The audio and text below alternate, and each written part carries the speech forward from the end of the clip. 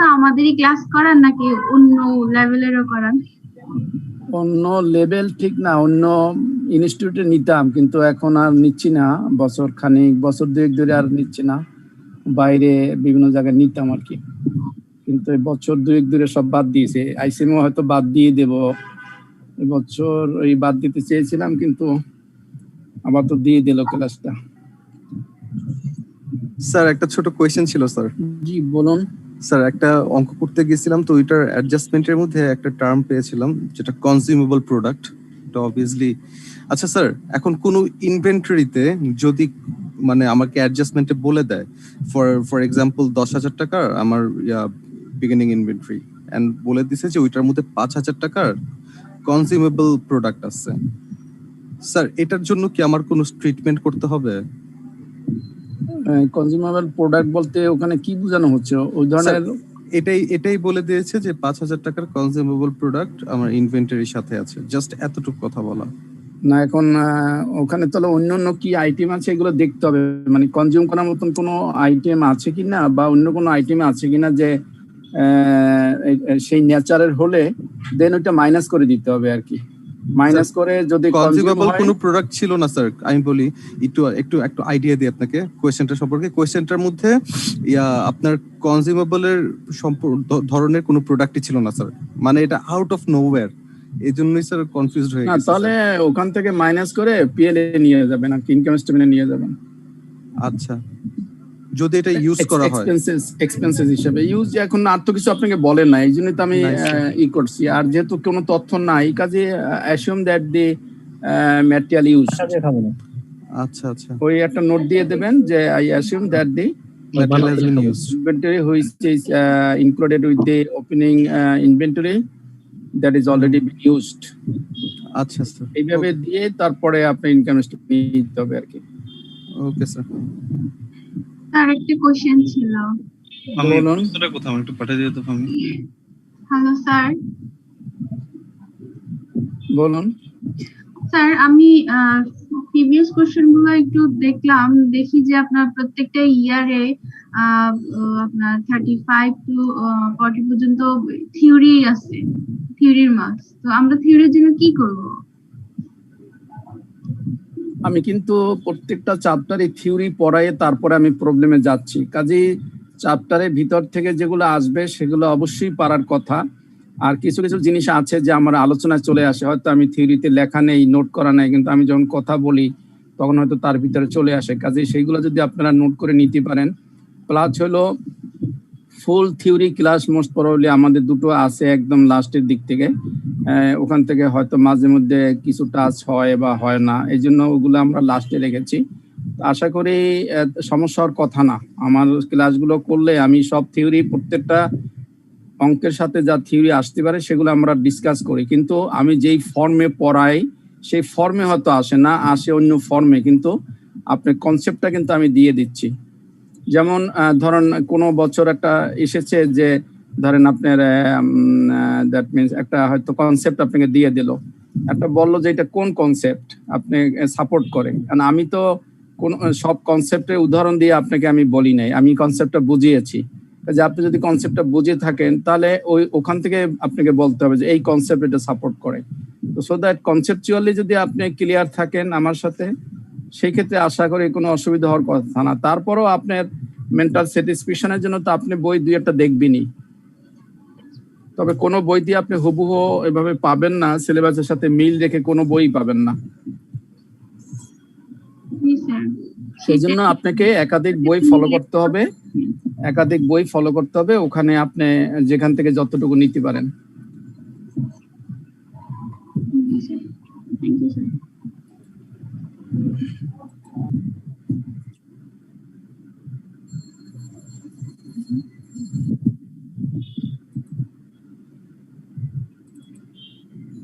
আমরা আজকের most probably inventory পড়াচ্ছিলাম।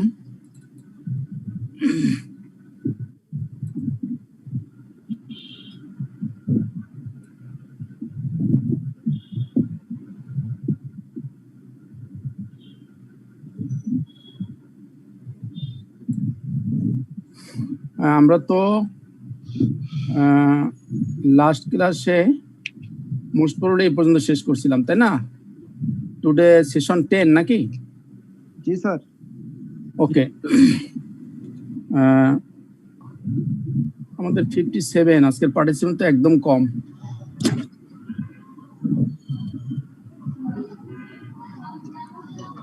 আমরা যে ইনভেন্টরি যে অঙ্কগুলো আসে, অথবা দেখবেন অনেক সময় আপনার জার্নাল আসে, অনেক সময় অঙ্ক আসে, অনেক সময় অনেক অঙ্কের ভিতরে দিয়ে দেয়। কাজেই আমার যদি ইনভেন্টরি চ্যাপ্টার সম্পর্কে আইডিয়া থাকে, তাহলে সেই ক্ষেত্রে আমরা সেগুলো টাচ করতে পারবো। সেই জন্য আমি পুরোটাই পড়াই, যেটুকু কাজে লাগে বা না লাগে। কোনটুকু কাজে লাগবে কি লাগবে না সেটা আপনারও জানা নাই, আমারও জানা নাই। সেই জন্য আমি চ্যাপ্টার সম্পর্কে ফুল আইডিয়া দিয়ে তারপরে অঙ্ক করাই। তো আমরা ইনভেন্টরিতে আমরা গত ক্লাসে আলোচনা করেছি ইনভেন্টরি ওভারঅল ইনভেন্টরি নিয়ে। আজকে আমরা আলোচনা করব যে কস্ট ফ্লো অর্থাৎ যে আপনার ইনভেন্টরি ভ্যালুয়েশন। আমরা যে ইনভেন্টরি ভ্যালুয়েশন করি, নরমালি আমরা সবসময় কোন ইনভেন্টরি ভ্যালুয়েশন করি? আমরা কোন ইনভেন্টরি ভ্যালুয়েশন করি? Merchandise inventory, ending inventory, right. আমরা সবসময় এন্ডিং ইনভেন্টরি ভ্যালুয়েশনটা করি। তো কাজেই সেই এন্ডিং ইনভেন্টরি ভ্যালুয়েশন নরমালি প্রথমে 4 ভাবে আপনার বের করা যায়। আমরা একটাকে বলি ফিফো, সংক্ষেপে বলি ফিফো, অথবা ফার্স্ট ইন ফার্স্ট আউট। তারপর বলি লিফো বা লাস্ট ইন ফার্স্ট আউট। তারপর বলি অ্যাভারেজ কস্ট বা weighted average cost, unit cost. আর একটা হলো আদার মেথড। আদার মেথডে আমি সবগুলো পড়াবো না, শুধু এলসিএমটা পড়াবো। বাকি দুটো আপনাদের এই লেভেলে নাই, কিন্তু জাস্ট একটু আইডিয়া দেয়া যে আদার মেথডের মধ্যে একটা এলসিএম মেথড আছে এবং আরেকটা হচ্ছে এস্টিমেটেড মেথড। এটা আপনাদের পরবর্তী স্টেজে আছে, সেটা হলো gross profit method and retail price method. তো মোটামুটি এখানে 3টা আর এখানে 3টা, 6টা মেথডে আপনার এন্ডিং ইনভেন্টরি ভ্যালুয়েশন করা যায়। হয়তো দেখা যাবে যে আপনার ছোট্ট একটা কোনো প্রবলেমের সাথে হয়তো আপনার 7 মার্ক বা 8 মার্কের একটা অঙ্ক দিয়ে দিল, determine the value of ending inventory under gross profit method. যদিও এই স্টেজে না, বা এলসিএম মেথড বা ওয়েটেড মেথড বা লিফো মেথড বা ফিফো মেথড। কাজেই আমরা সবগুলো নিয়ে আলোচনা করব, শুধুমাত্র যেটা আদৌ আপনার এই সেকশনের জন্য না সেটা আমরা বাদ দেব, গ্রস প্রফিট আর রিটেল প্রাইস। নাও দি ফিফো।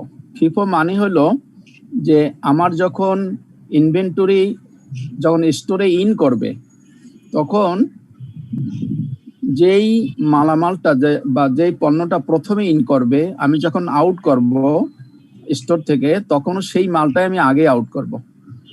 যে ইনভেন্টরি আমার ফার্স্ট স্টোরে ইন করবে, সেই ইনভেন্টরিটাকে আমি স্টোর থেকে সবার আগেই আউট করব। সেটাকে বলা হয় ফার্স্ট ইন ফার্স্ট আউট। আরেকটা পদ্ধতি হলো, তাহলে আমার যেই স্টোরে যেই মালগুলো থাকবে, স্টোরে যেই মালামালগুলো থাকবে, কোন মালামালগুলো থাকবে এই ফিফোতে বলতে পারেন?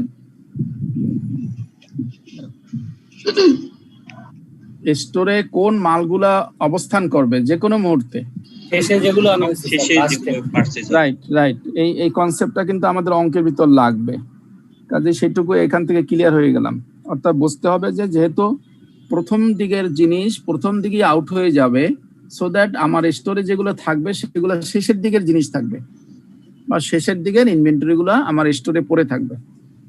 ক্লিয়ার সবাই? ক্লিয়ার না হলে কিন্তু অঙ্কতে গিয়ে আর বুঝবেন না। Sir clear. Okay. Then LIFO, last in first out. এটা হলো যে সবার শেষে যেদিন আপনি ইনভেন্টরি কাউন্ট করবেন, সেই দিন সবার শেষে যে ইনভেন্টরিটা স্টোরে ইন করবে, সেই দিনের ইনভেন্টরিটা আগে আউট হবে। যিনি সবার শেষে আসবেন তিনি সবার আগে আউট হবেন।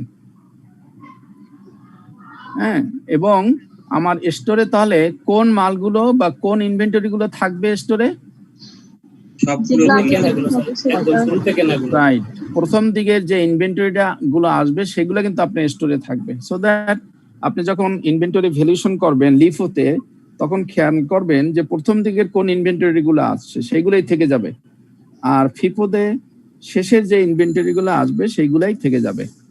এখান থেকে কিন্তু আমরা দুইটা কনসেপ্ট নিয়ে নিলাম, এই কনসেপ্ট দুটো আমরা অঙ্কের সময় কাজে লাগাবো। ওকে, এরপরে অ্যাভারেজ। অ্যাভারেজ মানে হলো যে আপনার যখনই যেই ইনভেন্টরিটা ইন করবে স্টোরে, তখনই আমরা কোয়ান্টিটি দিয়ে ভ্যালুকে ডিভাইড করব, ভাগ করব। ভাগ করলে প্রতিটা ইউনিটের যেই মূল্য আসবে সেই মূল্যে আমরা সবসময় স্টোর থেকে মালামাল আউট করব। ওইটাকে বলা হয় অ্যাভারেজ কস্ট বা ওয়েটেড অ্যাভারেজ। ওয়েটেড বলছে এই জন্যই যে ইউনিট, টোটাল ইউনিট দিয়ে যেহেতু ডিভাইড করব, কাজেই সেই জন্য আমরা ওইটাকে টোটাল ওয়েট বলছি, ওয়েটেড অ্যাভারেজ বলেছি। স্যার এই ক্ষেত্রে তো কোনটা আগে বের হবে কোনটা পরে বের হবে সেটা নাই? না, সেটা নাই। আমরা তো ওই কনসেপ্ট থেকে বেরিয়ে আসছি। আগে তো নিলাম যেটা কোনটা আগে ইন করলো সেইটা, তারপর নিলাম কোনটা শেষে ইন করলো সেইটা, এরপরে হলো কোনটা আগে কোনটা পরে সেটা আমার দরকার নাই। আমি যেই মালটা আমি স্টোর থেকে আউট করব বা স্টোর থেকে আমি গণনা করব, সেই দিনকার যা কোয়ান্টিটি আমার হাতে থাকবে সেই কোয়ান্টিটি গুলো দিয়ে, টোটাল কোয়ান্টিটি গুলো দিয়ে টোটাল ভ্যালুকে যখন ভাগ করব, তখন পার ইউনিট যে রেটটা থাকবে বের হবে, সেই পার ইউনিটই আমি সেই ইনভেন্টরি ভ্যালুয়েশন করব। এই জন্য এটাকে বলা হয়েছে অ্যাভারেজ। এখানে no FIFO consider, no LIFO consider. Then আরেকটা হলো আদার্স মেথড। আপনাদের এই পরবর্তী স্টেজগুলোতে কিন্তু আদার্স মেথডই অঙ্ক বেশি আসবে। এই স্টেজে হয়তো এই লিফো এলসিএম পর্যন্ত হয়তো আসতে পারে, যদি আসে, কিন্তু পরবর্তী স্টেজগুলো কিন্তু নর্মালি আদার মেথডই আসে বেশি। তো যাই হোক, আমরা এই স্টেজ নিয়ে চিন্তা করি, সেটা হলো আদার মেথড। আরেকটা হলো সেটাকে আমরা বলি, সংক্ষেপে বলি এলসিএম মেথড। এলসিএম মানে হলো লোয়ার, এল এ হয় লোয়ার, সিতে হয় কস্ট, এম এ হয় মার্কেট, অর্থাৎ lower of cost or market. Lower of cost or market, cost এবং মার্কেটের ভিতরে যেটা কম সেই মেথডে যদি আমি ভ্যালুয়েশন করি সেটাকে বলা হয় এলসিএম মেথড। এই হলো আমার 4 রকমের কস্ট ফলো। আমি যে এন্ডিং ইনভেন্টরি ভ্যালুয়েশন করব তার কস্ট ফলো হলো মাত্র 4 রকমের, LIFO, FIFO, weighted average and the LCM method. Now আমরা ফিফো বলেছি যে প্রথমে যেই ইনভেন্টরিটা আসবে সেই প্রথমে আউট হবে, তাহলে আমার থাকবে শেষের দিকের ইনভেন্টরি। এখন আমরা প্রায় অঙ্কেতে আসে what is the advantage of FIFO method, সেজন্য একটু লিখে দিলাম। অ্যাডভান্টেজটা হলো এখানে আমরা বলেছি a major advantage of the FIFO method is that in a period of inflation মানে মুদ্রাস্ফীতি, যখন পণ্যের দাম বাড়তে থাকে সেটাকে আমরা ইনফ্লেশন বলি। of inflation the cost allocated to ending inventory will approximate their current cost। কারণটা কি, যেহেতু আমার ফিফোতে প্রথম দিকের জিনিসটা আগেই আমি ইস্যু করে দিচ্ছি, কাজে শেষের যে জিনিসগুলো থাকতেছে সেগুলো ঠিক মার্কেট প্রাইসের সাথে মিল থাকবে, কারণ সবাই শেষেই সেটা কেনা হয়েছে। আর প্রথম যেটা কিনেছি সেটা তো আউট করেছি, সেটা তো আপনার যেহেতু ইনফ্লেশন চলতেছে তার দামটা একটু কম ছিল, আর শেষের দিকে যে ইনভেন্টরি গুলো থাকবে তার দামটা নিশ্চয়ই একটু বেশি থাকবে, যেহেতু মার্কেটে ইনফ্লেশন চলতেছে। সো দ্যাট বলছে যে কারেন্ট কস্টের সাথে যে জিনিসটা আপনি এন্ডিং ইনভেন্টরিটা থাকবে সেটা কারেন্ট কস্টের সাথে অ্যাপ্রক্সিমেট কারেন্ট কস্টের মতনই হবে। The highest ending inventory and the lowest cost of goods sold, যদি আমার এন্ডিং ইনভেন্টরি ভ্যালুটা বেশি থাকে তাহলে আমরা কি করি, কস্ট অফ গুডস সোল্ডে সবসময় এন্ডিং ইনভেন্টরি কি করি, মাইনাস করি বা লেস করি। তাহলে আমি যদি কস্ট অফ গুডস বের করার সময় এন্ডিং ইনভেন্টরি যদি লেস করে থাকি, তাহলে যত বেশি লেস করব অত কস্ট অফ গুডস সোল্ড আমার কম হবে, আর যত কম লেস করব অত কস্ট অফ গুডস সোল্ডটা বেড়ে যাবে।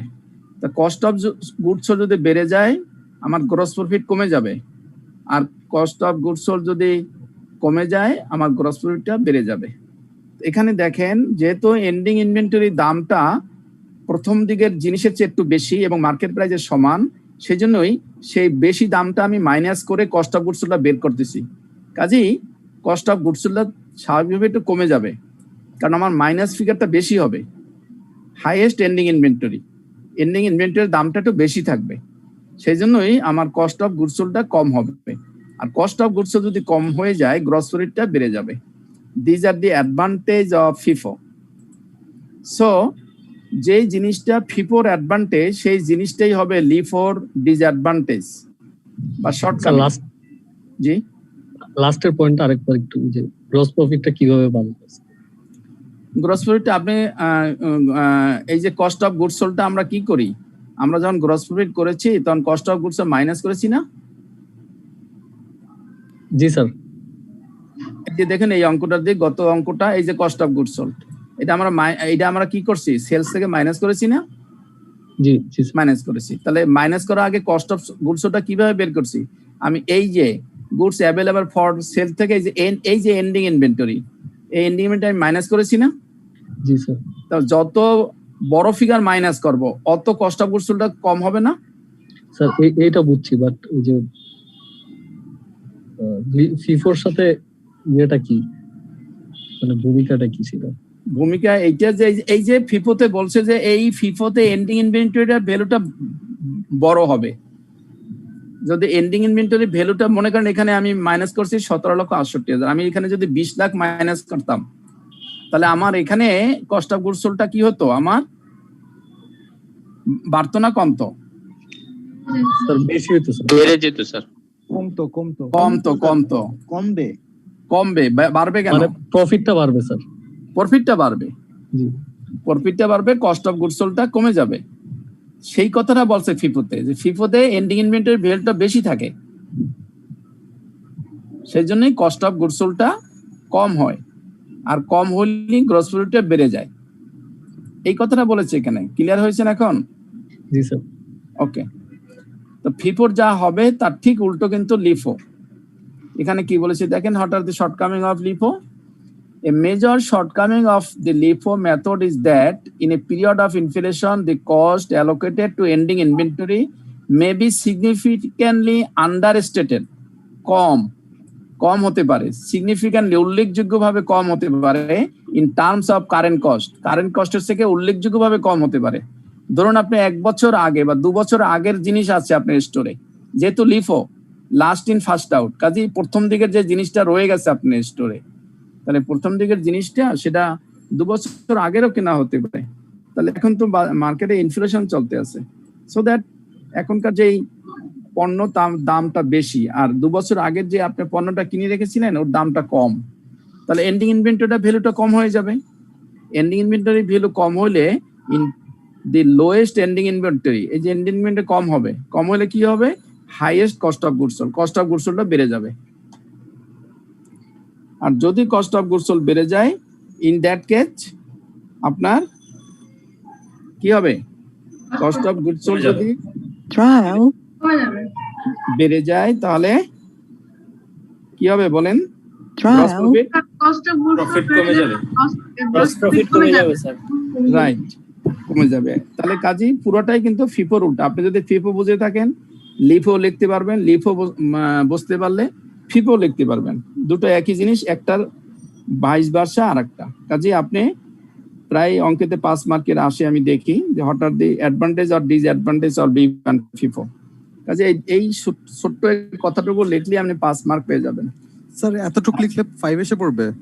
হ্যাঁ, আপনি এতটুকু লেখারও দরকার নেই। আপনি যদি শুধু এতটুকু লেখেন যে হাইয়েস্ট এন্ডিং, যদি আপনি ফিফোতে লেখেন সেখানে লিখবেন যে highest ending inventory and cost of goods sold will be lowest and gross profit will be highest. যদি আর কিছু লিখতে না পারেন এতটুকু লিখলেও চলবে। মাশাআল্লাহ, থ্যাংক ইউ স্যার।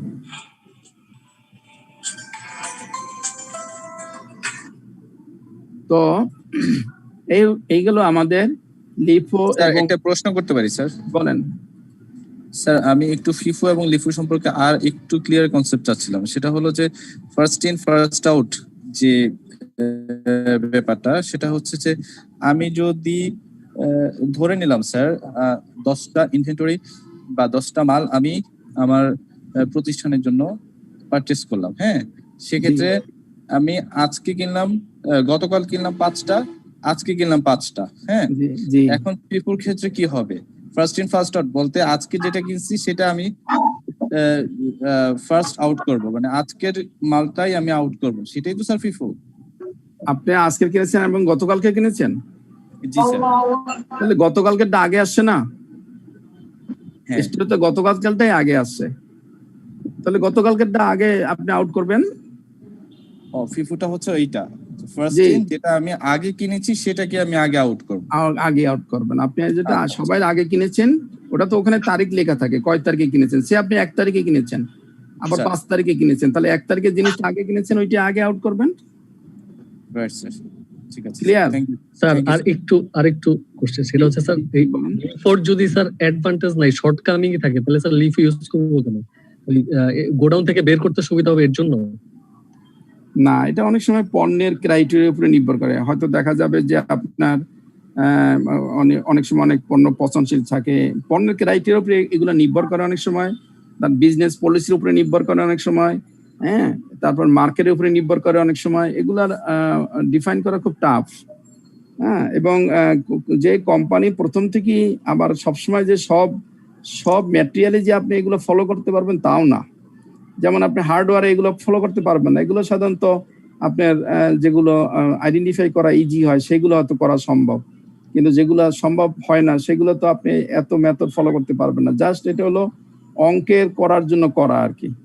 হ্যাঁ, কিন্তু বাস্তবে এগুলার প্রয়োগ খুবই কম, বা কেউ করে কিনা আমার জানা নাই।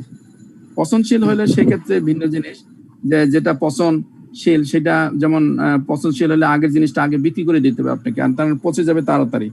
সে আপনি ইলিশ মাছ কিনলেন, স্টোর করবেন, কারণ গতকালকে যে ইলিশ মাছটা কিনেছেন তার চেয়ে নিশ্চয়ই আজকের ইলিশ মাছটা তাজা বেশি।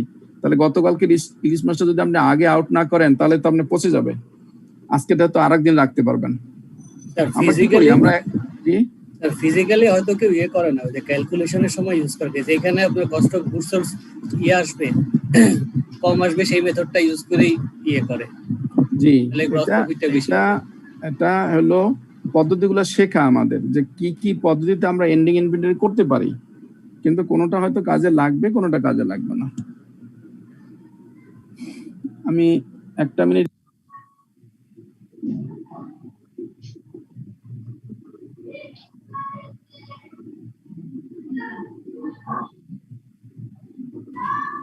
নাসরিন আপু, আপনি ইথিক্স গ্রুপ 1 এর সাথে যোগাযোগ করেছেন?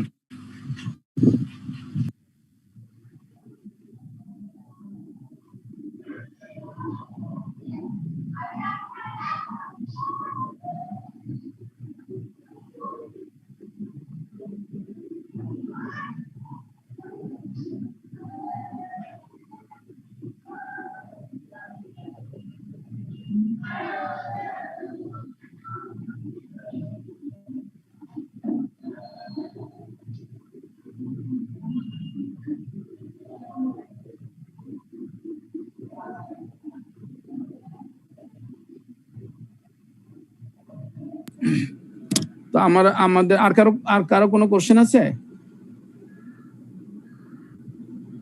ওকে, দেন আমরা এলসিএমটা বসবো। এলসিএমটা আমরা বলেছি যে lower of cost or market method. এখানে আমরা এলসিএম মেথডটা বসতে হলে আপনাকে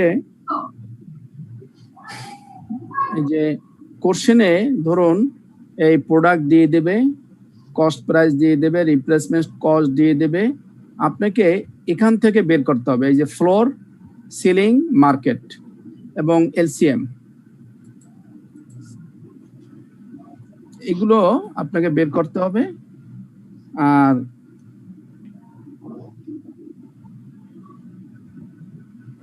নর্মালি আপনাকে এই পর্যন্ত দিয়ে দেবে, এবং ফ্লোর বের করার জন্য হয়তো, বা ফ্লোর বা সিলিং বের করার জন্য হয়তো আপনাকে এগুলো দিয়ে দেবে যে এস্টিমেটেড সেলিং প্রাইস, ধরেন এখানে এই অঙ্কটা আমরা ধরে নিলাম 100,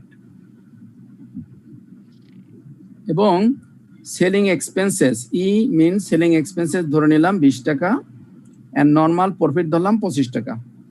তার মানে এস, এবং পি, এই 3টা জিনিস আমরা পেয়ে গেলাম, অঙ্কে দেয়া থাকবে নর্মালি। এখন কথা হলো যে ফ্লোর কাকে বলে এবং সিলিং কাকে বলে, আর মার্কেট বলতে কি বোঝায়। এখানে ফ্লোর বলতে আগে আমাদেরকে ফ্লোর বুঝতে হবে। ফ্লোরটা হলো যে সেলিং প্রাইস থেকে যদি আমি সেলিং এক্সপেন্সেস এবং নর্মাল প্রফিট মাইনাস করি, যে ফিগারটা হবে সেটাকে বলা হবে ফ্লোর। আর ফ্লোর মানে হলো যেমন আমরা যেমন বলি first floor, second floor, third floor, কোনো বিল্ডিং এর যে ফ্লোর সেইটাকে বুঝাচ্ছি এখানে, যে ফ্লোরের নিচে কিছু নেই, এইটি আপনাকে ভাবতে হবে। ফ্লোরটাই হলো আপনার লাস্ট পর্যায়। সেজন্য আমরা এখানে এইভাবে নামটা ইউজ করছে ফ্লোর। দ্যাট মিনস এর নিচে আর যাওয়া যাবে না। আমি যদি 3 তলায় থাকি, 3 তলায় আমার ফ্লোর, এর নিচে আর যাওয়া যাবে না।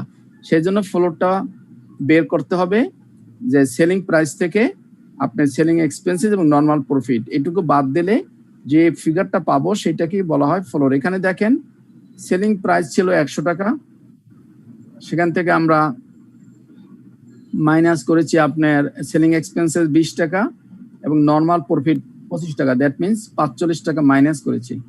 45 টাকা মাইনাস করার ফলে আমার 55 টাকা হয়েছে। সেলিং ফ্লোরটা কিন্তু ফিক্সড, সবগুলো 55 টাকা। ঠিক তদ্রুপ সিলিং মানে আমরা যে বলি সিলিং ফ্যান, মানে আমার ছাদ, আমার মাথা, এর উপরে আর যাওয়া যাবে না, সেটাকে বলা হয় সিলিং।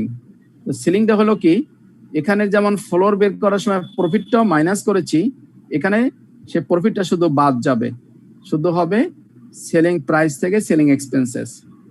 দেখুন সেলিং প্রাইস আমরা ধরেছিলাম 100 টাকা, সেখান থেকে যদি আমি সেলিং এক্সপেন্সেস বাদ দিই 20 টাকা, 80 টাকা থাকে। তাহলে প্রত্যেকটা পণ্যের জন্যই 80 টাকা হলো সিলিং, আবার প্রতিটা পণ্যের জন্যই 55 টাকা হলো ফ্লোর। এখন মার্কেট কাকে বলে? মার্কেট বলতে আমরা বুঝি যে সেই মূল্য বা সেই প্রাইস, যে প্রাইসটা রিপ্লেসমেন্ট কস্টের চেয়ে কম না এবং রিপ্লেসমেন্ট কস্টের চেয়ে বেশি না। রিপ্লেসমেন্ট যেটা কস্ট তার চেয়ে কোনো অংশেই কম হতে পারবে না এবং আপনার সেলিং এর চেয়েও বেশি হতে পারবে না। অর্থাৎ ফ্লোরের রিপ্লেসমেন্ট কস্ট কখনোই ফ্লোরের চেয়ে কম হতে পারবে না এবং সিলিং এর চেয়ে বেশি হতে পারবে না। সেটা কি আমরা বলবো মার্কেট। রিপ্লেসমেন্ট কস্টটা কি স্যার? রিপ্লেসমেন্ট কস্ট আপনাকে কোশ্চেনে দিয়ে দেবে, তারপরেও যদি বলেন যে রিপ্লেসমেন্ট কস্টটা কি, রিপ্লেসমেন্ট কস্ট হলো আমরা এখানে ফ্লোরটা আরেকবার গাড়িতে আছি স্যার, বুঝতে পারেনি গাড়িতে ফ্লোরটা আরেকবার একটু। ফ্লোরটা হলো যে সেলিং এক্সপেন্সেস থেকে যদি আপনি সেলিং প্রাইস থেকে যদি সেলিং এক্সপেন্সেস এবং প্রফিটটা যদি মাইনাস করেন, সেই ফিগারটাকে আমরা বলি ফ্লোর। অর্থাৎ যার নিচে যাওয়া যাবে না সেটাকে ফ্লোর বলি। একটা বিল্ডিং নিয়ে যদি চিন্তা করেন, আমরা যেখানে দাঁড়িয়ে থাকি সেটা হলো ফ্লোর, আমার পায়ের নিচে হলো ফ্লোর, আমার মাথার উপরে হলো সিলিং। দ্যাট মিনস মাথার উপরে আর যাওয়া যাবে না আর পায়ের নিচেও আর নামা যাবে না। তো সেই রিপ্লেসমেন্ট কস্ট যদি ফ্লোরের চেয়ে কম না হয় আর সিলিং এর চেয়ে যদি বেশি না হয়, যেই ফিগারটা আমি পাবো সেই ফিগারটাকে আমি বলবো মার্কেট। একজনে কোশ্চেন করছেন যে রিপ্লেসমেন্ট কস্ট বলতে কি বোঝায়। যদিও আমার এখানে রিপ্লেসমেন্ট আগেই বলেছি কোশ্চেনে দেয়া থাকবে, তারপরও আমরা এখানে আরেকটু ব্যাখ্যা দিয়েছি যে replacement cost the amount that would have to pay to replace an asset or cost to replace an existing asset with a similar asset at the current market price. আপনি যদি কোনো পণ্য মার্কেট প্রাইজের মার্কেটের সাথে যদি কোনো নতুন যদি কোনো পণ্য কেনেন, কোনো পণ্যের পরিবর্তে যতটুকু আপনার ক্যাশ আউটফ্লো হবে সেটুকুই কি বলা হয় রিপ্লেসমেন্ট কস্ট। অথবা আমরা এখানে বলেছি যে the replacement cost is the cash outlay that firm has to pay in order to replace an old asset and the current market price. Simply the amount paid to replace the existing property with the new one having the similar utility without considering the depreciation constitutes the replacement cost. Replacement cost এর সময় আমরা ডেপ্রিসিয়েশনটা consider না করে সরাসরি যদি কোনো পণ্য আমরা মার্কেট থেকে পরিবর্তন করতে চাই, যতটুকু ক্যাশ আমার আউটফ্লো হবে সেটা কি বলা হবে রিপ্লেসমেন্ট কস্ট। আমরা এখানে দুটো উদাহরণও দিয়েছি যে আপনার যদি কোনো ফ্লোর ধরুন আগুনে নষ্ট হয়ে গেছে, এখন ওই ফ্লোরটা যদি আপনাকে চেঞ্জ করতে হয়, যদি আপনার 1000 ফিট স্কোয়ার কোনো ফ্লোর থাকে আর আপনি চেঞ্জ করতে গিয়ে যদি প্রতি স্কোয়ার ফিট 100 টাকা খরচ করতে হয়, তাহলে এই যে নতুন যে ফ্লোর আগে আপনার যে ফ্লোরটা নষ্ট হয়ে গেছিল, সেই ফ্লোরটা আগের অবস্থানে ফিরে যেতে আপনাকে আরো 1 লাখ টাকা খরচ করতে হবে। এই 1 লাখ টাকা কি বলা হয় রিপ্লেসমেন্ট কস্ট। আপনি পুরান জিনিসটাকে নতুনে রিপ্লেস করে ফেলছেন। অথবা আমরা এখন ইদানিং প্রায় দেখি এই যে ল্যাপটপ বলেন, কম্পিউটার বলেন, মোবাইল বলেন, মার্কেটে নিয়ে গেলে আপনি পুরানটা রেখে দেবে, নতুন আরেকটা দেবে, বেশি ভালো নিলে আবার আপনাকে 10,000 টাকা দিতে হবে। এই যে 10,000 টাকা দিলেন পুরান একটা মোবাইল দিয়ে, পুরান একটা ল্যাপটপ দিয়ে, এই 10,000 টাকাই হলো রিপ্লেসমেন্ট কস্ট। আমি কি বুঝাতে পেরেছি?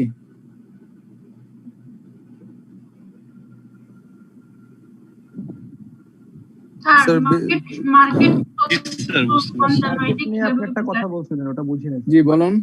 মার্কেট নিয়ে একটা কথা বললেন যে কোনটা থেকে বেশি হবে, কোনটা থেকে কম হবে। স্যার এটা কি অনেকটা সুযোগ ব্যয়ের মতো? জি, অপরচুনিটি কস্ট। হ্যাঁ, না না, অপরচুনিটি কস্ট ভিন্ন জিনিস। স্যার মার্কেট নিয়ে একটা বলছিলেন কথা, ওটা বুঝি নাই, ওটা একটু আরেকবার বলবেন? একটু জোরে বলেন, শোনা যাচ্ছে না। স্যার মার্কেট নিয়ে একটা কথা বলছিলেন, ওটা আরেকবার বলবেন? কোনটা মার্কেট আমি বলছি, আমি এখন অঙ্কটা বুঝাবো, তাহলে আপনি মার্কেট আরো ক্লিয়ার হবেন।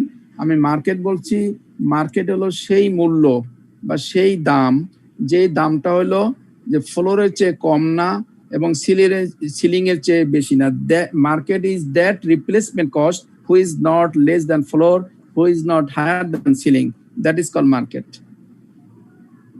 That replacement cost who is not less than the floor, who is not higher than the ceiling, that replacement cost is called market. Now আমরা যদি এখানে একটা উদাহরণ দেখি, যেমন আমার প্রোডাক্ট এ আছে, তার কস্ট হলো 80 টাকা। আমি এখন কস্ট নিয়ে কথা বলবো না, কারণ কস্ট পরে আসবে, আমি আগে মার্কেটটা ঠিক করতে হবে। সো দ্যাট মার্কেটে আমাকে দেয়া আছে রিপ্লেসমেন্ট কস্ট 70 টাকা। আমি ফ্লোরটা বের করেছি ক্যালকুলেশন করে, সিলিংটা আমি ক্যালকুলেশন করে বের করেছি। নাও আমার সূত্রটা হলো যে the replacement cost not lower than floor, not higher than ceiling, that is called market. এখন আমি দেখি রিপ্লেসমেন্ট কস্ট এখানে 70 টাকা দেওয়া আছে। নাও সে নিশ্চয়ই ফ্লোরের চেয়ে বেশি আছে, ফ্লোর তো আমার 55 টাকা, তাহলে ফ্লোরের চেয়ে বেশি আছে, নো প্রবলেম। সিলিং এর চেয়ে কম আছে, তার মানে হলো এই রিপ্লেসমেন্ট কস্টটাই হলো মার্কেট। সিলিং এর চেয়ে সে বেশি না এবং ফ্লোরের চেয়ে সে কম না।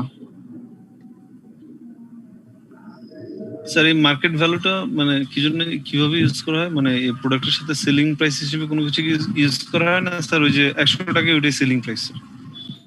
না না, সেটা ভিন্ন জিনিস। আমরা বলেছি যে আমরা এলসিএম মেথডে অঙ্ক করব। এলসিএম মেথডটা হলো যে lower of cost or market price.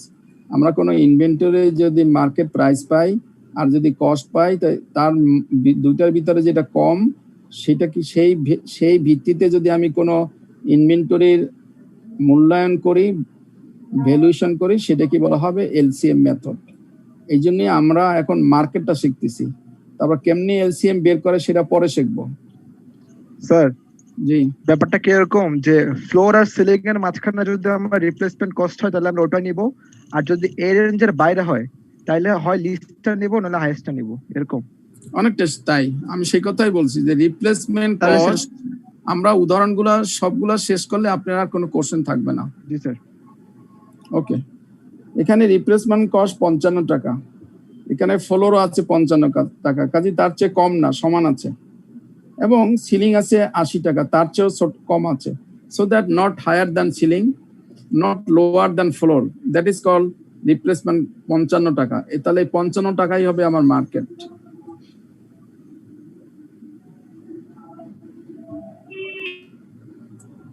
Now 40 replacement cost আছে 40 টাকা।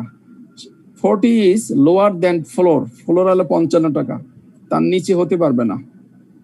সো দ্যাট 55 টাকা হবে এখানে মার্কেট।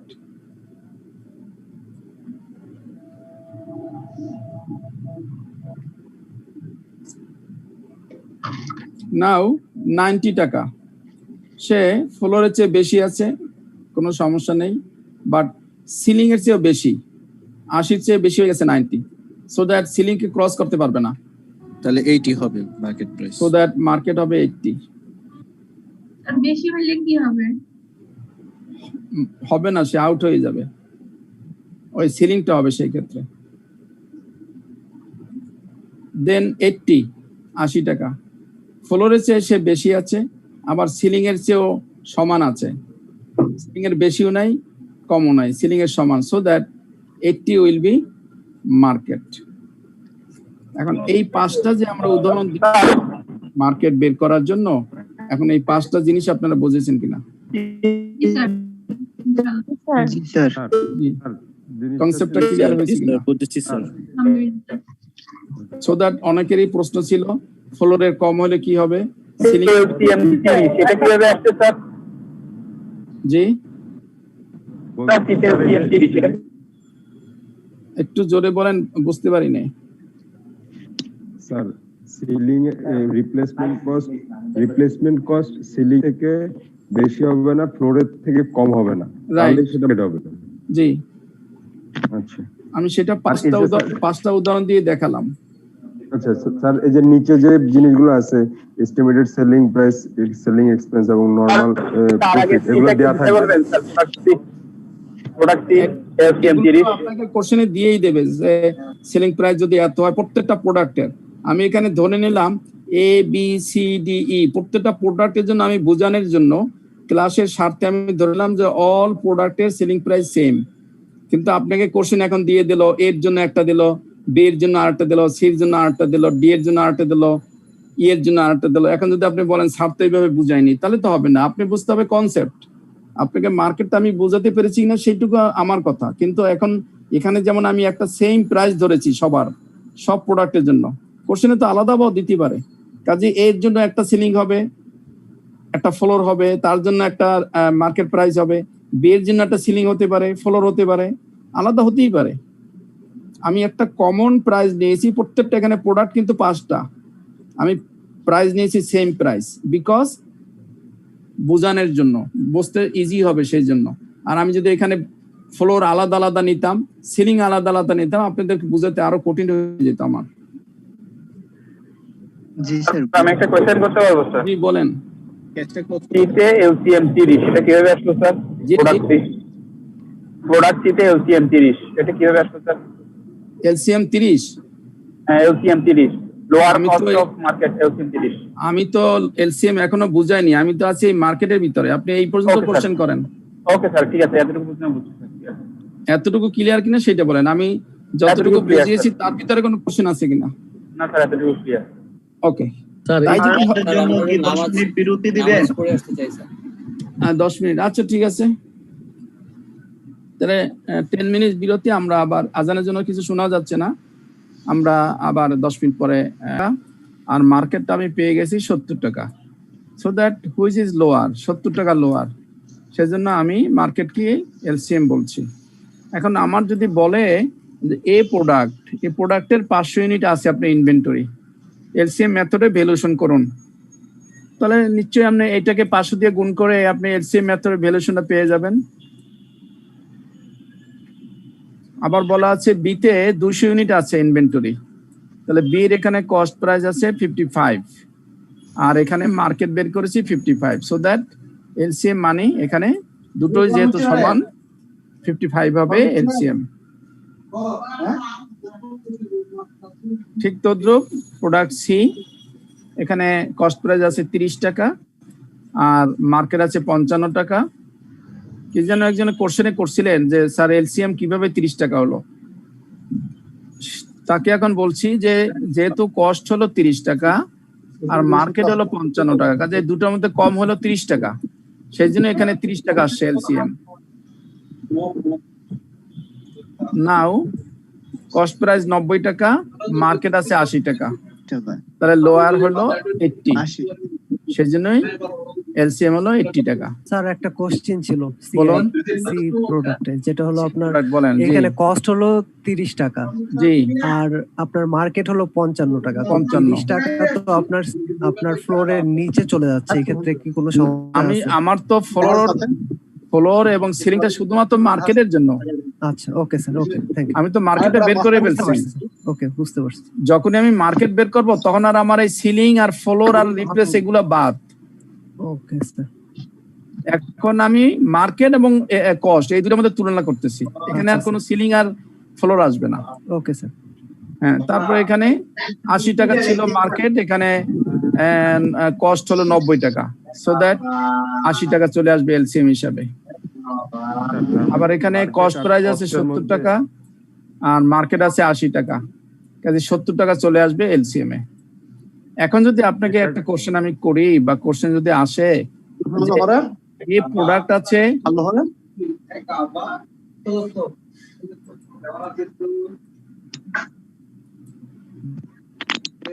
এই প্রোডাক্ট আছে আপনার হয়তো বললো যে 500 ইউনিট, বি প্রোডাক্ট আছে 200 ইউনিট, সি প্রোডাক্ট আছে 100 ইউনিট, ডি আছে 50টা, ই আছে 150টা।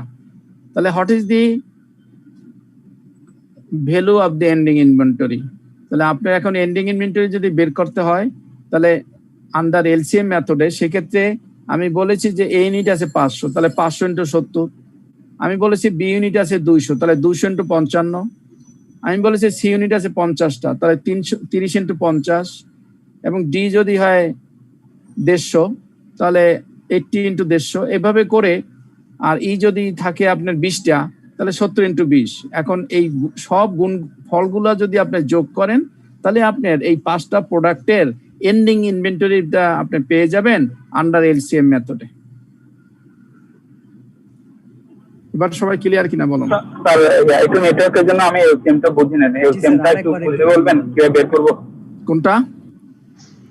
এলসিএমটা কিভাবে বের করব একটু বুঝে বলবেন স্যার, নেটওয়ার্কের জন্য বুঝি না। এলসিএমটা বলছি যে কস্ট আর market price whichever is lower. আমি তো মার্কেটটা বের করেছি এখানে 70 টাকা এবং এখানে কস্ট আছে 80 টাকা, তাহলে এই দুটোর মধ্যে কম কোনটা? 70 স্যার, 70। তাহলে 70 চলে আসছে। আবার এখানে ধরেন সি 30 টাকা আছে মার্কেট, 30 টাকা আছে কস্ট, মার্কেট আছে 55, তাহলে এই দুটোর মধ্যে লোয়ার কোনটা? 30টা। এই 30 টাকা চলে আসছে এলসিএম। এরকম প্রত্যেকটা আপনি মার্কেটের সাথে আপনি কস্ট তুলনা করবেন, এই দুটার মধ্যে যেটা কম সেটাই হবে এলসিএম। এখানে 90 টাকা আছে আপনার কস্ট, 80 টাকা আছে আপনার মার্কেট, কাজে এখানে 80 টাকাটা চলে আসবে। স্যার এখানে কস্টটা সবসময় ম্যাথের মধ্যে দেওয়াই থাকবে, তাই তো স্যার? কস্ট দেয়া থাকবে, রিপ্লেসমেন্ট কস্টও দেয়া থাকবে। আচ্ছা, ওকে। তারপরে হয়তো এই তথ্যগুলো আপনাকে দেয়া থাকতে পারে, যে এস্টিমেট কস্ট, বাকি ক্যালকুলেশন গুলো আমরা করে নেব। হ্যাঁ, বাকি আপনাকে যে ফ্লোর সিলিং এইগুলো ক্যালকুলেশন করে মার্কেটটা বের করতে হবে। Okay sir. স্যার আপনি বলেন দেওয়া থাকতে পারে সেলিং প্রাইস, যদি না দেওয়া থাকে তাহলে কি স্যার? না দেওয়া থাকলে আপনি রিপ্লেসমেন্ট কস্ট কোথায় পাবেন? না এই যে সেলিং, তারপর সেলিং এক্সপেন্স, নরমাল প্রফিট, এগুলো আপনাকে তো অঙ্ক করার মতন তথ্য অবশ্যই এই কোশ্চেনে দিতে হবে, তা নাহলে অঙ্ক কিভাবে করবেন? আর রিপ্লেসমেন্ট কস্ট সব থাকবে মনে হয়। জি, শোনা যাচ্ছে না, একটু জোরে জোরে বলুন।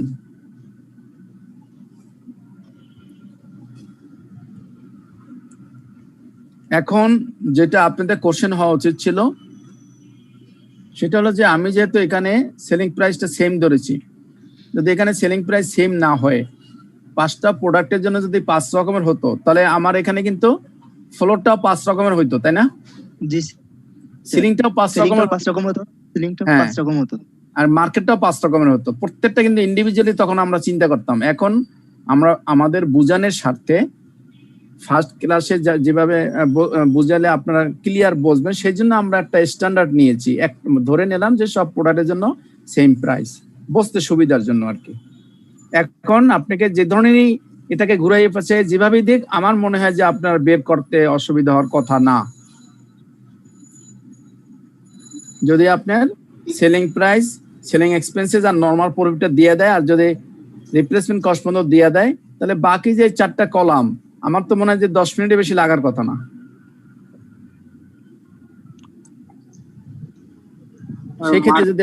সেই ক্ষেত্রে যদি আপনাকে আবার টোটাল ইনভেন্টরি ভ্যালু বের করতে দেয় প্রোডাক্ট ওয়াইজ, সেক্ষেত্রে আপনি ওই প্রোডাক্টের নাম লিখবেন, কোয়ান্টিটি লিখবেন, এলসিএম রেট লিখবেন। এলসিএম রেট হলো এখানে 70, এলসিএম ভ্যালু হলো এখানে 55, এখানে 30, এই প্রোডাক্টের জন্য 80, এই প্রোডাক্টের জন্য 70। সেইভাবে আপনি কোয়ান্টিটি দিয়ে গুণ করে টোটাল ভ্যালুটা বের করে ফেলবেন। স্যার এলসিএম দিয়ে যেটা গুণ দিব সেই ইউনিটটা তো উল্লেখ থাকবে স্যার। অবশ্যই থাকবে যে আপনার এই প্রোডাক্ট আছে 500, বি প্রোডাক্ট আছে 200, এটা তো উল্লেখ থাকতেই হবে। আপনাকে অঙ্ক দিলে আপনাকে তথ্য ছাড়া তো আর দিবে না।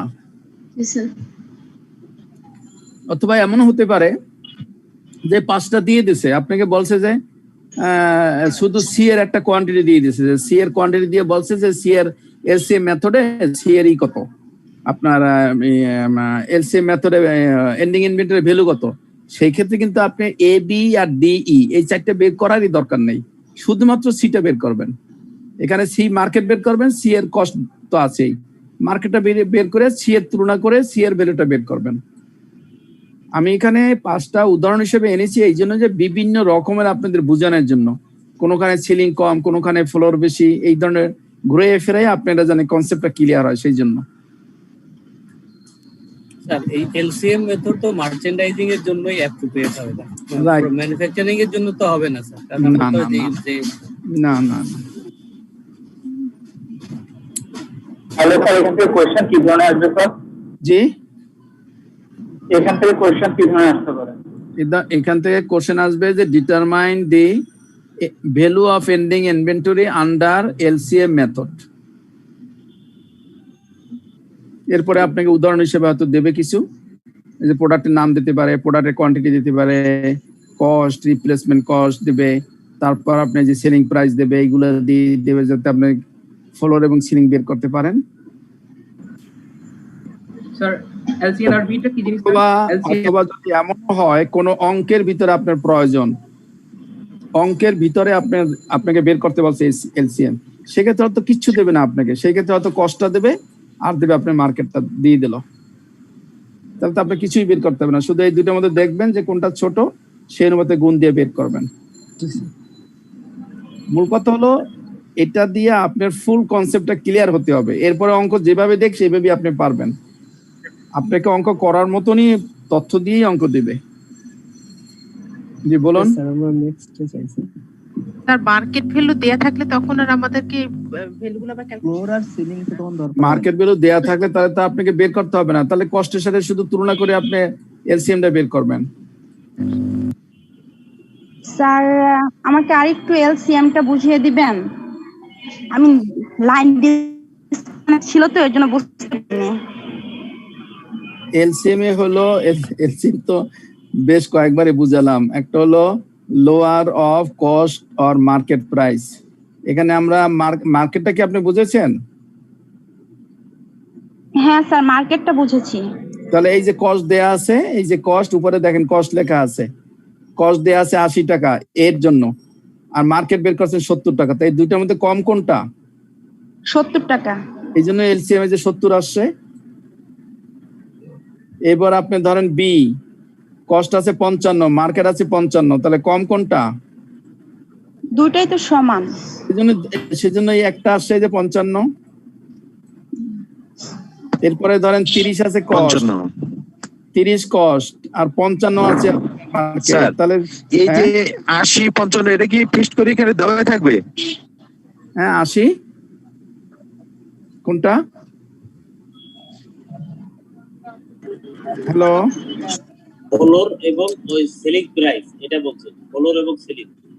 ফ্লোর এবং সেলিং প্রাইস আমি বের করছি, আপনাকে বের করতে হবে। এই যে সূত্র দিয়ে দিছি, selling price minus selling expenses minus profit, এভাবে বের করবেন। স্যার কস্ট এবং মার্কেট প্রাইসের মধ্যে যেটা কম থাকবে ওইটা নিতে হবে। হ্যাঁ ওইটা কি বলা হয়? LCM, lower of cost or market, এই দুটোর মধ্যে যেটু কম। কস্ট হলো এখানে 30 টাকা, মার্কেট হলো 55 টাকা, তো দুটোর মধ্যে কম কোনটা? কস্ট, সেজন্য এই কস্টটা নিয়ে আসছি। এখানে কস্ট হলো 90 টাকা, মার্কেট আছে 80 টাকা, তাহলে কম কোনটা? 80 টাকা, সেজন্য এই 80 টাকাটা নিয়ে আসছি। এখানে কস্ট হলো 70, মার্কেট হলো 80, কম কোনটা? 70, সেজন্য 70টা নিয়ে আসছি। বুঝছেন?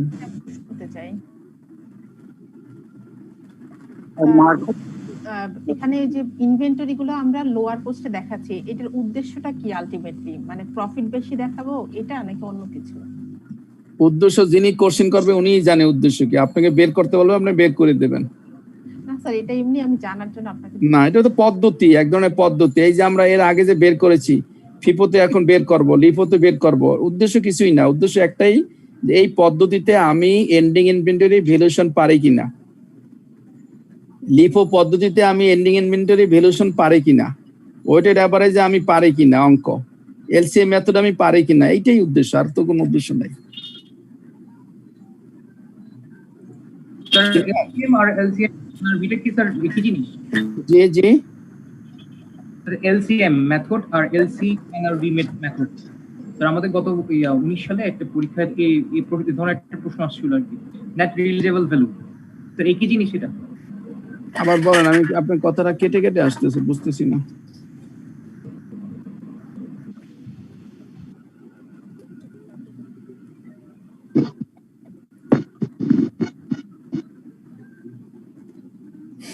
ওকে, আমরা জি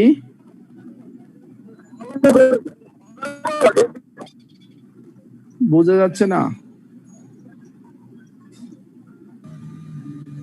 और मार्केट रेट किसको मिला?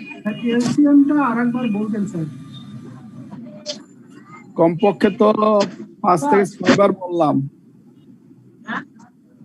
এখন আমার পার্টিসিপেন্ট আছে 77 জন। এখন যদি এলসিএমটা 77 বার বলি তাহলে সেটা কি আমার ঠিক হবে বলেন? স্যার 15 মিনিটের মতো সময় আছে আমাদের। হ্যাঁ, সেটাই তো বলছি, আমি তো এলসিএম এখন 5 থেকে 7 বার বোঝানো হয়েছে। স্যার যারা নেটওয়ার্কের কারণে বুঝতেছে না, ওনারা আমাদের ফেসবুক গ্রুপে এই ক্লাস ভিডিওটা পেয়ে যাবে, অসুবিধা নেই। আমাদের গ্রুপ সেশনে এসে বুঝে নিয়ে নেন ফোন থেকে। জি, এলসিএম হলো, it is my last discussion about LCM. LCM হলো কস্ট এবং মার্কেট, এই দুটোর মধ্যে যেটুকু কম সেটুকুই নিয়ে আসবেন। এই দুটোর মধ্যে কম দেখবেন, তাকাবেন, কষ্টের দিক তাকাবেন, মার্কেটের দিক তাকাবেন, যেটা কম সেই ফিগারটা এখানে নিয়ে আসবেন। এটাই এলসিএম, আর কিচ্ছু না। Okay sir. আপনি যে কোনো একটা প্রোডাক্টের দিক তাকাই দেখেন যে কস্ট কত, মার্কেট কত, আমি এখানে কত নিয়ে আসছি, তাহলে আপনি ক্লিয়ার হতে পারবেন। ওকে, নাও দি periodical inventory system. An inventory system in which detailed records are not maintained and the cost of goods sold is determined only at the end of an accounting period. এর অর্থ কি? এর অর্থ হলো যে বছরের একটা শেষে, অ্যাকাউন্টিং ইয়ারের শেষে যদি আমরা কখনো কোনো এন্ডিং ইনভেন্টরি ভ্যালুয়েশন করে যদি আমি কস্ট অফ গুডস সোল্ড বের করি, তাহলে সেই পদ্ধতিটাকে বলা হবে periodical inventory system. An inventory system in which detail records are not maintained. কেনার সাথে সাথে অথবা বিক্রির সাথে সাথে কোনো তথ্য মেনটেন করা হয় না, ইনভেন্টরি কত আছে বা না আছে সেটা মেনটেন করা হয় না। And the cost of goods sold, এবং cost of goods sold is determined, বের করা হয় only at the end of accounting year. একটা অ্যাকাউন্টিং ইয়ারের শেষে, বছরের শেষে যখন ইনভেন্টরি ভ্যালু বের করে কস্ট অফ গুডস সোল্ড বের করা হয়, সেই পদ্ধতিকেই বলা হয় পিরিয়ডিক্যাল ইনভেন্টরি সিস্টেম। অর্থাৎ বছরের শেষে পণ্য গুনে গুনে যখন আমরা এন্ডিং ইনভেন্টরি ভ্যালু বের করি এবং তার ভিত্তিতে আমরা কস্ট অফ গুডস সোল্ড বের করি, সেটাকে বলা হয় periodical inventory system. And the perpetual inventory system. Perpetual inventory system ঠিক এইটার উল্টা। এখানে বলছে a detail inventory system in which the cost of each inventory item is maintained and the records continuously show the inventory that should be on hand. অর্থাৎ কত material আপনার হাতে থাকতে হবে প্রত্যেকটা ট্রানজাকশনের পরে কন্টিনিউয়াসলি, অনবরতভাবে যদি দেখানো হয় যে কত আপনার হাতে আছে ইনভেন্টরি এবং তার মূল্য কত, কস্ট অফ ইচ ইনভেন্টরি, প্রত্যেকটা ইনভেন্টরি তার মূল্য কত, কোয়ান্টিটি কত এবং তার রেট কত, এরকম প্রত্যেকটা ট্রানজাকশনের পরে যদি দেখানো হয় সেটাকে বলা হয় পারপিচুয়াল ইনভেন্টরি সিস্টেম। তাহলে পিরিয়ডিক্যাল ইনভেন্টরি সিস্টেম যদি আমি ফলো করি, তাহলে ম্যানেজমেন্ট যদি কখনো হুট করে আমার কাছে কিছু জানতে চায়, আমি কোনো তথ্য দিতে পারবো না। কিন্তু যদি পিরিয়ডিক্যাল ইনভেন্টরি সিস্টেমে আমার কাছে আমার ম্যানেজমেন্ট যে কোনো সময় যে কোনো তথ্য যদি জানতে চায়, আমি তাৎক্ষণিকভাবে জিনিসটা বলতে পারবো। This is the difference. So that perpetual inventory is a continuous process to determine the cost per unit after each and every transactions. প্রত্যেকটা ট্রানজেকশনের পরেই যখন কোনো পণ্যের প্রতি পণ্যের দাম এবং তার ভ্যালু যদি বের করা হয়, সেটাকে আমরা বলি পারপিচুয়াল ইনভেন্টরি সিস্টেম। ক্লিয়ার সবাই? জি স্যার। দুটোর ভিতরে আমি যদি বলি 5 মার্কে যদি কোশ্চেন আসে, what is the difference between periodical and perpetual inventory, লিখতে পারবেন? Yes sir. পারবেন স্যার। পিরিয়ডিক্যালটা হচ্ছে কস্ট অফ গুডস সোল্ড, এটা আপনার অ্যাকাউন্টিং পিরিয়ডের শেষে পাবো। জি, বের করা হয়, ডিটারমাইন করা হয় অ্যাকাউন্টিং পিরিয়ডের শেষে, বছরের শেষে। আর পারপিচুয়ালটা কারেন্ট। কারেন্ট মানে প্রত্যেকটা ট্রানজাকশন পর, কারেন্ট বলতে প্রত্যেকটা ট্রানজাকশনের পরে। যখনই বাই করব বা যখনই সেল করব তখনই আমরা এটাকে ক্যালকুলেট করে রেখে দিব। মানে স্যার পারপিচুয়াল ইনভেন্টরিটা আমাকে ম্যানেজারাল ডিসিশন নিতে হেল্প করবে, আর পিরিয়ডিক্যাল ইনভেন্টরি সিস্টেমটা আমাকে ফিনান্সিয়াল স্টেটমেন্টটা সাজাতে হেল্প করবে। এখন এই দুটো পদ্ধতির মধ্যে যদি পার্থক্য আসে, প্রায় আসে পরীক্ষাতে, what is the difference between periodical and perpetual inventory system? 100টা খাতা দেখলে তার মধ্যে 5টা খাতাও পাওয়া যায় না। 100 খাতা দেখলে তার মধ্যে 5টা খাতাও পাওয়া যায় না। সেজন্য আমি কষ্ট করে আপনাদের পার্থক্যগুলো লিখে দিলাম। The difference between the perpetual and periodical inventory system. Sir এই শীট তো আমি পাই নাই স্যার। এই লেকচার শীট পাই নাই স্যার আমি। এটা আছে তো? হ্যাঁ, এটা দেওয়া আছে, ড্রাইভে আপলোড করা আছে, একটু চেক করুন। দেওয়া আছে জিহাদের ওই ইয়েতে লিংকটাতে। ও আচ্ছা, আমাদের পেজ লিংকে গেলে পাবেন। হ্যাঁ, ড্রাইভে আপলোড করে রেখেছি আমি, যে কোনো সময় ডাউনলোড করতে পারবেন। জি, আমাদের কি আর কি মেইল করবেন পার্সোনালি প্রত্যেককে? হ্যাঁ, এটা তো মেইল তো আসছিল, মাঝে মধ্যে দুইজন মিস করার অসুবিধা নেই, আপনি ড্রাইভে গেলে পাবেন। মেইল করা হয়েছে ভাই, স্যার কথা বলুন। স্যারকে কথা বলতে দেন। জি, আমাকে তো বলছে মেইল করেছে, আমি কনফার্ম হয়েছি আজকেরও। আমি মেইল পাই নাই স্যার এটা। তাহলে আপনি একটু আইসিএর সাথে যোগাযোগ করেন, আপনি মেইলটা পেলেন না কেন, তাহলে ওরা কারণটা বলতে পারবে। আর মেইলে না, গুগল ড্রাইভে বলতে বলেন ভাই। গুগল ড্রাইভটা আমরা পার্সোনালি মেইনটেইন করতেছি, সেটা তো বুঝছি আমি। এটা স্যারকে আপাতত ক্লাস করতে নিতে দিন। এটা আপনারা আইসিএম এর সাথে কথা বললে সলভ হবে, আমার সাথে কথা বললে সলভ হবে না। আমি তো ওদেরকে সব দিয়ে দিয়েছি। দেন ফার্স্ট ডিফারেন্স হলো, the perpetual inventory system records all purchases in the merchandise inventory account. It uses no purchase account. যারা perpetual inventory system, সবাইকে একটু মিউট করে দেন। যারা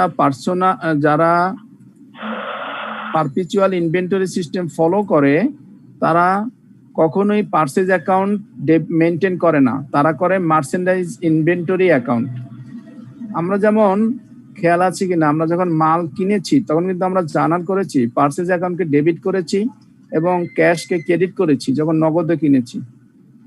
কিন্তু যারা পারপেচুয়াল ইনভেন্টরি সিস্টেম ফলো করে, তারা পারচেজ অ্যাকাউন্টকে ডেবিট করে না, করে মার্চেন্ডাইজ ইনভেন্টরিকে ডেবিট করে। ওই কথাটাই বলছে যে the perpetual inventory system records all purchase in the merchandise inventory account, not purchase account. আর পিরিয়ডিক্যালে কি করে? the periodical inventory system uses a purchase account. যখন আমি পারচেজ ডেবিট করেছি তখনই আপনাদের বোঝাবে it is a periodical inventory system. This is the first difference. Number 2, it records return of purchased merchandise by directly reducing the merchandise inventory account. যখন কোনো purchase মাল ফেরত আসে বা ফেরত দেই, it records return of purchase merchandise by directly reducing the merchandise inventory. যখনই ফেরত আসবে তখন আবার আমরা রিটার্ন অ্যাকাউন্ট না করে আমরা মার্চেন্ডাইজ ইনভেন্টরি অ্যাকাউন্টকে আমরা সরাসরি আগে যেমন ডেবিট করেছিলাম এখন ক্রেডিট করব। কিন্তু এখানে আমরা পিরিয়ডিক্যাল ইনভেন্টরি সিস্টেমে আমরা কিন্তু ইট ইউজেস মানে আমরা ব্যবহার করি a purchase return and allowance account. আমরা কিন্তু purchase return and allowance account ব্যবহার করি পিরিয়ডিক্যাল সিস্টেমে, এবং এগুলো আমরা পড়েছি, দেখেছি, জার্নালও করেছি। Number 3, in this system increase the merchandise inventory account for additional cost of purchase like freighting, and decrease merchandise inventory directly for reduction in purchase like purchase discount. আমরা খেয়াল করেছেন কিনা, আমরা যখন ডিসকাউন্ট নিয়ে কথা বলেছি, ক্লাস নিয়েছি, এখানে কিন্তু আমরা সরাসরি সবাই যদি একটু আনমিউট করে নেন তাহলে একটু সুবিধা হয়, তাহলে কথাগুলা ডিস্টার্ব হয়ে যায়। স্যার কেউ মনে হয় গাড়িতে বসে ক্লাস করতেছে, আপনি ওখান থেকে একজন না, অনেকেই করতেছে, এই জন্য সমস্যা। ভাই অনেক কষ্ট করে ক্লাসটা করতে আসি, স্যারের ক্লাসটা করতে আসি, আপনারা যদি মনে করেন আনমিউট করে রাখেন তাহলে তো ভাই খুব কষ্ট হয়। এটা তো ঠিক না ভাই, বারবার একই জিনিস আমরা বলতে যাচ্ছি। তো থার্ডে আমরা বলছি যে আমরা যখন করেছি ডিসকাউন্টের ক্লাসটা করেছি, সেখানে আমরা দেখেছি সবসময় আমরা ডিসকাউন্ট, পারচেজ ডিসকাউন্ট হোক বা সেলস ডিসকাউন্ট হোক, সেখানে আমরা ডিসকাউন্ট অ্যাকাউন্টকে সরাসরি হিট করেছি।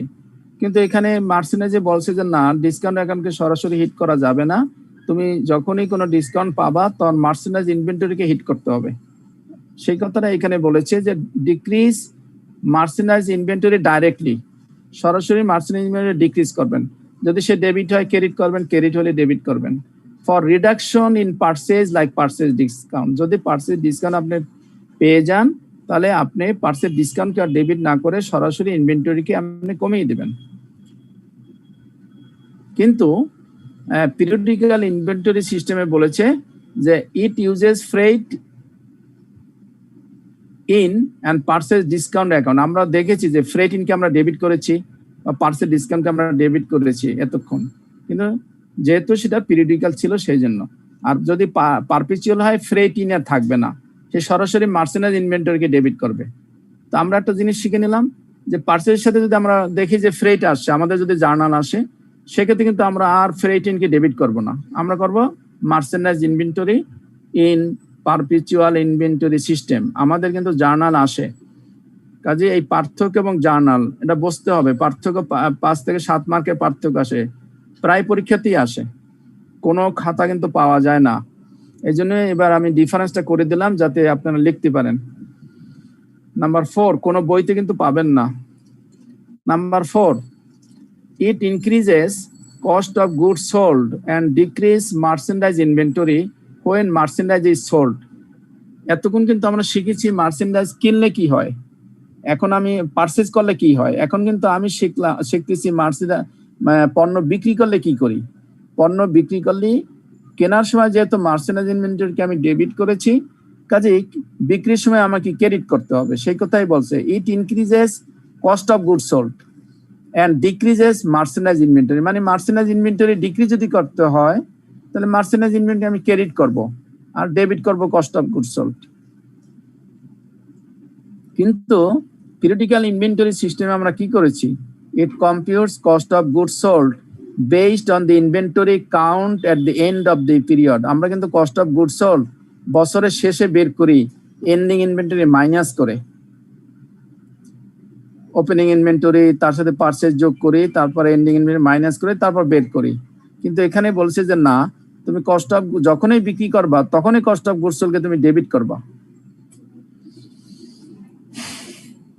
ডেবিট করা যাবে না, ক্যাশ ডেবিট হবে না, ক্যাশ ডেবিট হবে না।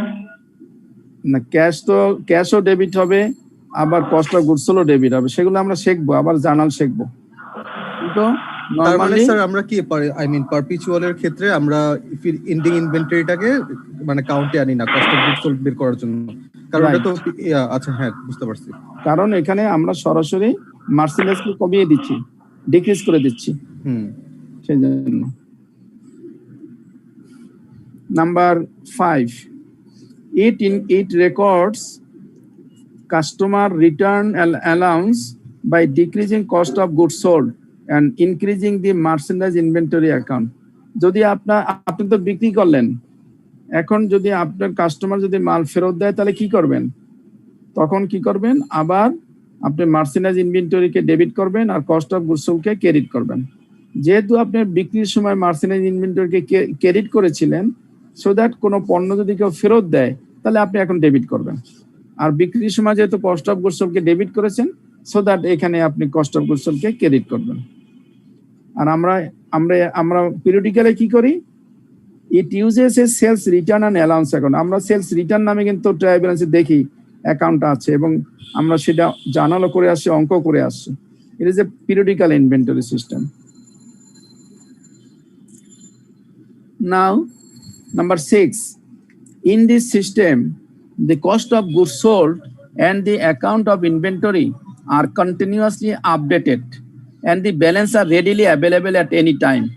আমরা থিওরির সময় বলেছি যে আমার ম্যানেজমেন্ট যদি জানতে চায় যে কোনো সময় আমি তথ্য দিতে পারবো যে আমার কস্ট অফ গুডস সোল্ড কত, আমার মাল আছে কত ইউনিট, তার দাম কত, কি কি মাল আছে সব বলতে পারবো এই মার্চেন্ডাইজ ইনভেন্টরি, এই পারপেচুয়াল ইনভেন্টরিতে। সেই কথাই বলছে, in this system the cost of goods sold and the amount of inventory, amount মানে কোয়ান্টিটি, আর কন্টিনিউয়াসলি আপডেটেড, প্রতিটা লেনদেনের পরে আপডেট হয়ে যাচ্ছে। And the balance are readily available at any time, যে কোনো মুহূর্তে ব্যালেন্স আপনি বলতে পারবেন। In this system the cost of goods sold and inventory accounts are not available until they R computed and are accompanied by a physical inventory count. যতক্ষণ পর্যন্ত আপনার inventory count না হবে বছরের শেষে, ততক্ষণ পর্যন্ত আপনি এন্ডিং ইনভেন্টরি কোয়ান্টিটিও বের করতে পারবেন না, আপনি কস্ট অফ গুডস সোল্ডও বের করতে পারবেন না।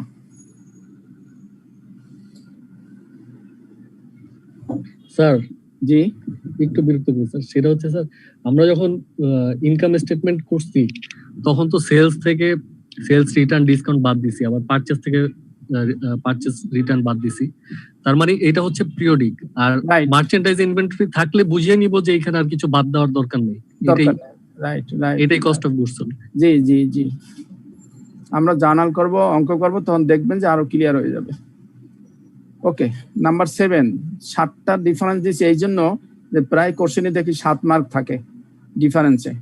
অনেকে 1 লাইন 2 লাইন রেখে আসে, ওখানে দেখা যায় হয়তো 1 মার্কের বেশি কেউই পায় না। 100-150 খাতা দেখলে একই অবস্থা। এই জন্য 7টা ডিফারেন্স আমি লিখে দিলাম। যদি আপনারা এর মধ্যে 5টাও মনে করে লিখতে পারেন তাহলেও 7 মার্ক পেয়ে যাবেন। In this system have traditionally been used by companies that sell high unit value items such as automobile, television set etc. যারা বড় বড় ইউনিট বিক্রি করে, যেমন অটোমোবাইল, গাড়ি, টেলিভিশন, ফ্রিজ, হ্যাঁ, আপনার ক্যামেরা, ল্যাপটপ, আপনার পিসি, এরকম বড় বড় জিনিস যেগুলো যারা বিক্রি করে তারাই নর্মালি পারপিচুয়াল ইনভেন্টরিটা ফলো করে। আর পিরিয়ডিক্যাল কারা করে? This is widely used by companies that sell thousands of low item value such as hardware store. হার্ডওয়্যারে গিয়ে দেখবেন যে ছোট ছোট অনেক মাল আছে, অথবা হার্ডওয়্যার ছাড়াও অনেক ব্যবসা আছে, অনেক কোম্পানি আছে যেখানে ছোট ছোট বিভিন্ন ধরনের আপনার ইনভেন্টরি থাকে। তারাই এই পিরিয়ডিক্যাল ইনভেন্টরি সিস্টেমটা ফলো করে। So that these are the main difference, 7 difference between periodical and perpetual inventory. কোশ্চেনে আসলে 7 মার্কই আসে প্রায় দেখি, সেই জন্য 7টা ডিফারেন্স দিয়েছি। আপনার এখান থেকে যদি 5টাও মনে করে লিখতে পারেন, আশা করি 7 মার্ক পুরো পেয়ে যাবেন। কিন্তু 1 লাইন 2 লাইন লিখে আসলে কিন্তু মার্ক পাবেন না। এবার কারো কোনো কোশ্চেন থাকলে কোশ্চেন করতে পারেন। স্যার ফিজিক্যাল কাউন্ট তো মনে হয় পারপেচুয়াল করে, মনে হয় একদম বোঝা যায় না, আরেকটু আপনার ক্লিয়ার করেন, আরেকটু জোরে বলেন। ফিজিক্যাল কাউন্টটা কি স্যার পারপেচুয়ালেও করে না স্যার, মানে একদম শেষের দিকে একবার? না না না, পারপেচুয়ালে ফিজিক্যালটা করে না, দরকার হয় না, একদম শেষ দরকার হয় না। এখন করলে তো আপনি করতে পারবেন না। আপনি অডিটিং পারপাসে করা যায়, জি জি, আপনি যদি অডিটের পারপাসে করেন সেটা করতে পারেন, কিন্তু আপনি অ্যাকাউন্টসের পারপাসে দরকার হবে না।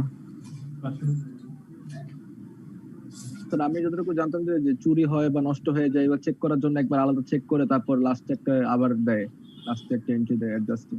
সেগুলো অ্যাডজাস্টমেন্টে করে নিতে হবে, সেগুলো অ্যাডজাস্টমেন্টে করে নিতে হবে, কিন্তু ওইগুলো আবার অটোমেটিক্যালি আবার এখানে আপনার যদি পিরিয়ডিক্যাল হয় সেখানে কিন্তু ওই যে বছরের শেষে যখন, হ্যাঁ আর এই তো শেষ করে দিচ্ছি দাঁড়াও, যখন আপনি পিরিয়ডিক্যাল করবেন তখন আপনার ওই যে ফিজিক্যাল কাউন্ট করতে গেলে দেখবেন যে আপনার স্টোরের সাথে বা আপনার লেজারের সাথে মিলবে না, কিছু কম হবে বা কিছু বেশি হবে, কখনোই সমান হবে না। যখনই কম বেশি হবে তখন কিন্তু আবার অ্যাকাউন্টসের অ্যাডজাস্টমেন্টের প্রয়োজন হয়। আর নর্মালি পারপিচুয়াল অ্যাডজাস্টমেন্টের তেমন একটা প্রয়োজন হয় না। অডিট পারপাসে যদি কেউ ফিজিক্যাল ইনভেন্টরি কাউন্ট করে সেই ক্ষেত্রে গিয়ে প্রয়োজন হবে, তা নাহলে নর্মালি আপনার অ্যাকাউন্টসের জন্য প্রয়োজন হবে না। কিন্তু পিরিয়ডিক্যালি অ্যাকাউন্টসের জন্য নর্মালেও আপনার প্রয়োজন হবে, কারণ আপনি যখন ফিজিক্যাল কাউন্ট করতে যাবেন তখন আপনি পাবেন না, গুণে পাবেন না, কম বেশি হবেই। আর কারো কোনো কোশ্চেন আছে? স্যার আমি একটা কথা বলতাম আজকে টপিকস নিয়ে, না বলবো স্যার? বলুন। আচ্ছা স্যার, আমরা যে কারেক্টিং এন্ট্রিজ করছি, বলুন। হ্যাঁ কারেক্টিং এন্ট্রিজে আমার একটা এন্ট্রি নিয়ে প্রবলেম আছে স্যার। সেটা হচ্ছে, বলবো? বলুন। A payment of Taka 75 for advertising expense was entered as a debit to miscellaneous expense Taka 75 and credit to cash 75. এই এন্ট্রিটা একটু সমস্যা আছে স্যার। এখানে আপনি যে আমাদেরকে সলিউশন করাইছেন সেখানে বলছেন যে মিসেলেনিয়াস এক্সপেন্স ডেবিট আর এই অ্যাডভার্টাইজিং এক্সপেন্সে ক্রেডিট করছেন। জি।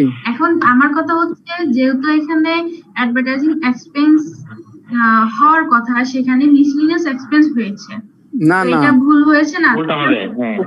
উল্টা বুঝেছেন আপনি। মিসেলেনিয়াস এক্সপেন্সেস হবে সেখানে অ্যাডভার্টাইজমেন্ট এক্সপেন্সেস করেছে, হবে মিসেলেনিয়াস এক্সপেন্সেস, কিন্তু সে এন্ট্রি করেছে অ্যাডভার্টাইজমেন্ট এক্সপেন্সেস। সেই জন্য অ্যাডভার্টাইজমেন্ট এক্সপেন্সেস সবসময় ডেবিট হয়, সে তো ডেবিট করেছে অ্যাডভার্টাইজমেন্ট এক্সপেন্সেস, এই জন্য ওইটাকে ক্রেডিট করে দিয়েছি। আর প্রকৃতপক্ষে হবে মিসেলেনিয়াস এক্সপেন্সেস, সেই জন্য ওই মিসেলেনিয়াস এক্সপেন্সকে ডেবিট করে দিয়েছি। সরি তাহলে আমার বুঝতে হয়েছিল। হ্যাঁ হ্যাঁ, এবার ক্লিয়ার হয়েছেন? জি sir, thank you sir. Okay, thank you very much. Next ক্লাসে আবার দেখা হবে। জি, আসসালামু আলাইকুম স্যার। ওয়ালাইকুম আসসালাম। আসসালামু আলাইকুম স্যার। আসসালামু আলাইকুম স্যার। জি, thank you. Thank you so much. Thank you sir. আসসালামু আলাইকুম। ওয়া আলাইকুম আসসালাম।